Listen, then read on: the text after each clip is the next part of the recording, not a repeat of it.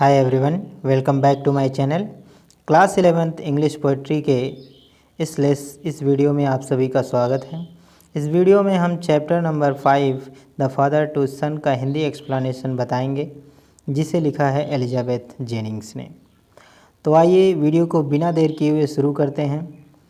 दोस्तों, आप लोगों को बता दें कि यह जो लेसन है, इसमें एलिजाबेथ जेनिंग्स ने एक ऑटोबायोग्राफी लिखा है, जो कि एक पिता और पुत्र के संबंध के बारे में है कि किस तरह से एक पिता और पुत्र के बीच में संबंध होता है।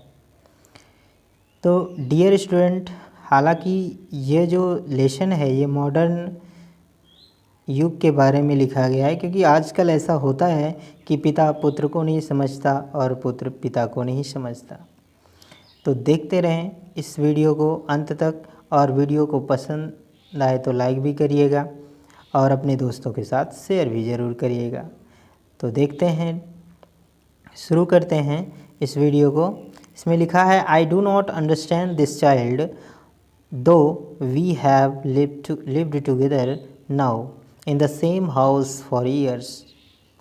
आई डू नॉट अंडरस्टैंड, मैं नहीं मैं समझ नहीं पाता हूँ, दिस चाइल्ड, इस बच्चे को, दो, यद्यपि, वी हैव लिव्ड, हम रहते हैं, टुगेदर मतलब साथ साथ, now in the same house for years, वर्षों से एक ही घर में। मैं इस बच्चे को समझ नहीं पाता हूँ, यद्यपि हम कई वर्षों से एक साथ रह रहे हैं।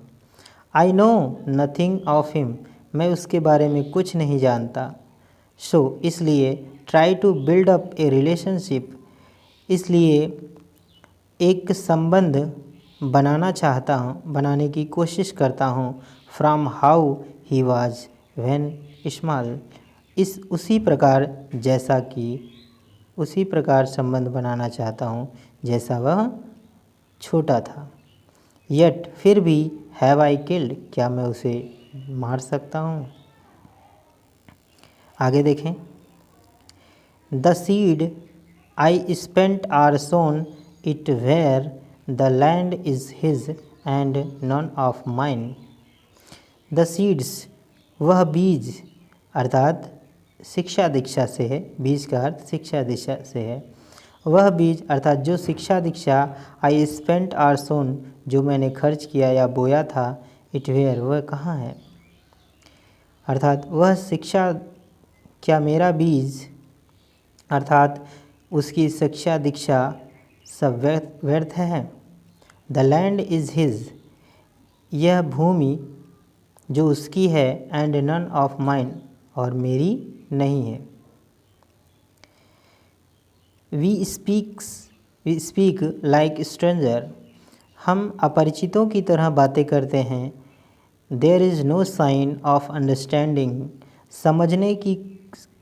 समझने का कोई चिन्ह नहीं दिखाई देता। इन द एयर, मतलब हवा में, अर्थात कहीं भी मेल मिलाप का या समझने का कोई भी चिन्ह दिखाई नहीं देता है, अर्थात एक दूसरे को समझने की कोई बात नहीं दिखाई पड़ती है एक दूसरे के बीच, ऐसा लेखक कहता है।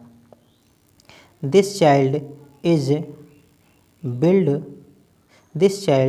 बिल्ट टू माई डिज़ाइन, यह बच्चा, इज़ बिल्ट मतलब बनाया गया है, अर्थात पाला पोसा गया है, टू माई डिज़ाइन मतलब मेरे तौर तरीके से, अर्थात इस बच्चे को मैंने अपने ढंग से पाला है।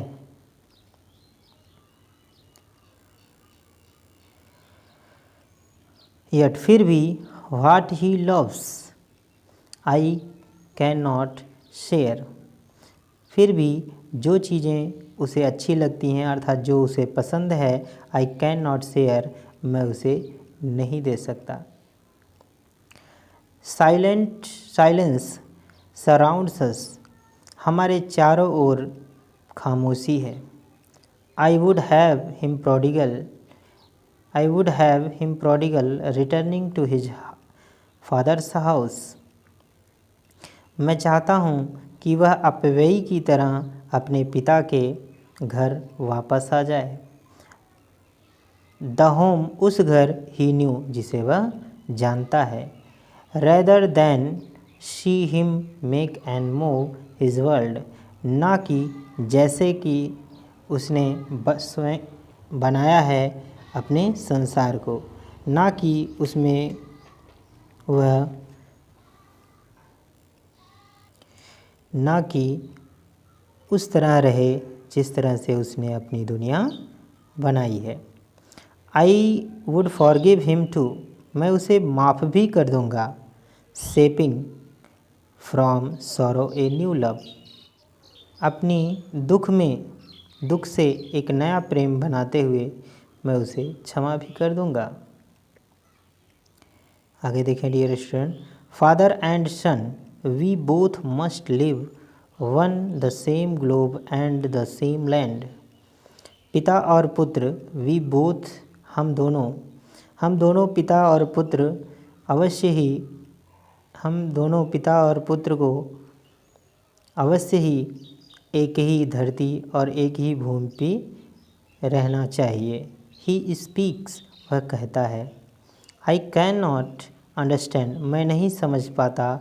माई सेल्फ मतलब स्वयं को, मैं स्वयं को समझ नहीं सकता।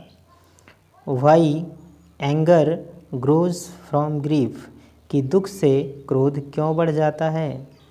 We each put out an empty hand, we each हम में से प्रत्येक या हम दोनों, put out an empty hand मतलब खाली हाथ बढ़ाते हैं। Longing from something to forgive, longing मतलब होता है इच्छा करना।